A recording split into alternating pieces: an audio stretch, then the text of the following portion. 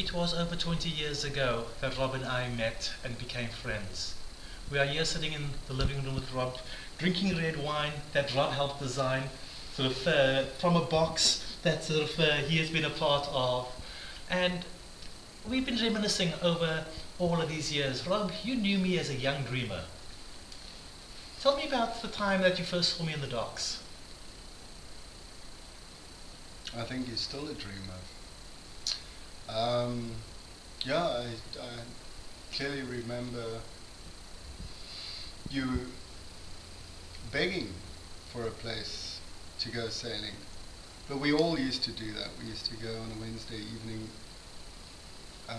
Wednesday night races, try and find, at the last minute, try and find a place to go racing on. A boat to jump onto. Boat to jump on, a position to fill, something worthwhile to do.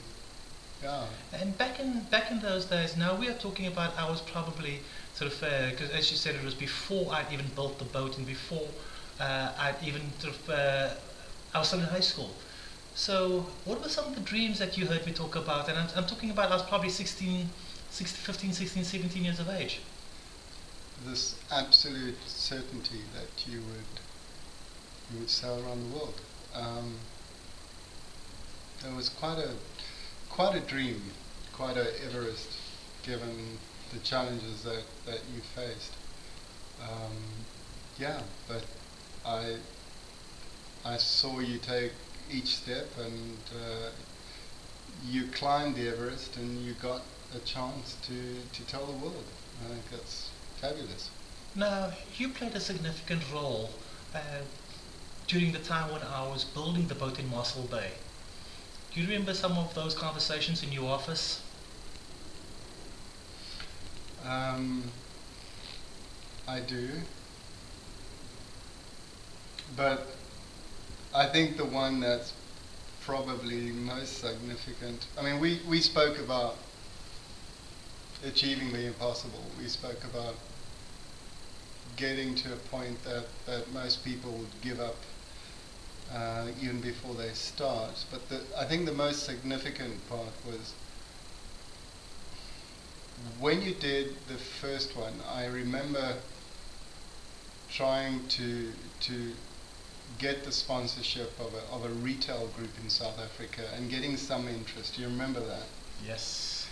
And it didn't happen, and you persevered, you launched your boat, you entered, and you were demasted off Port Elizabeth, and everyone, well, I mean, my heart just cried out, and there were loads of people who kind of maybe smugly said, well, you know, he's not going to make it, and we knew he wasn't going to make it, but the telling thing is you did it again. And I remember hearing you just by off chance on radio, and you were talking by radio, and you were... I was carrying by a satellite telephone onto a Cape Town radio station, a talk radio. And you were still quite far off, and you were talking about the fact that you didn't have any sponsorship. You were doing this by yourself. You were committed to your dream. And I said, you know, and of course we all live our lives, and the lives like rush past. And I remember sort of pausing and saying, but hang on a second, you know, this is the second time that you've dug deep and made the commitment and made it happen. And yeah, anyway, I cut a long story short. I remember having an idea, and I think that's where things start, these sparks of just instinctual inspiration, and phoning you via sat radio and saying, how's it, do you remember me, and do you need some sponsorship? I remember getting the phone call, and I remember sort of saying absolutely yes. I remember you sort of being on the docks, and then sort of I remember us sitting in the office with Herman from Netcare, and you had pitched the idea, and he had heard the same radio interview that you had heard. Yeah, and Netcare a national healthcare company, it's the last thing they would even consider spending money on a sponsorship, let alone a sailing sponsorship. But somehow we were convincing in our story, and he believed, and he got inspired, and he managed to convince his board, and yeah, it was a fantastic thing to do, and a fantastic experience to be part of your journey. So how has my journey helped you in your own life? It's made it loads richer.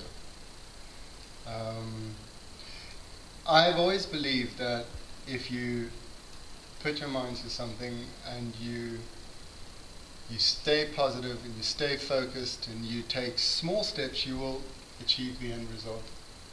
And you just proved it. It was on the docks of Cape Town that not only did I have the dream of sailing, but it's also on the docks of Cape Town that I had the dream of breaking poverty, of being able to find the economic abilities to go and do what I wanted to do in this big, big world. It was from the yachtsman that I learnt about investing and did not know that one day I would walk back to these docks as a global investor with interests in many, many countries around the world. But it was through the sport of sailing, it was through the support of people like Rob and Herman and all these other folks that we got to grow. No person is an island. We can't do these things in isolation. And as you look at your dreams, they are still there. We do not stop dreaming. Every day. Every day. Yeah. So, we'll have a glass of red wine to big dreams. Thanks for everything, Rob. Cheers.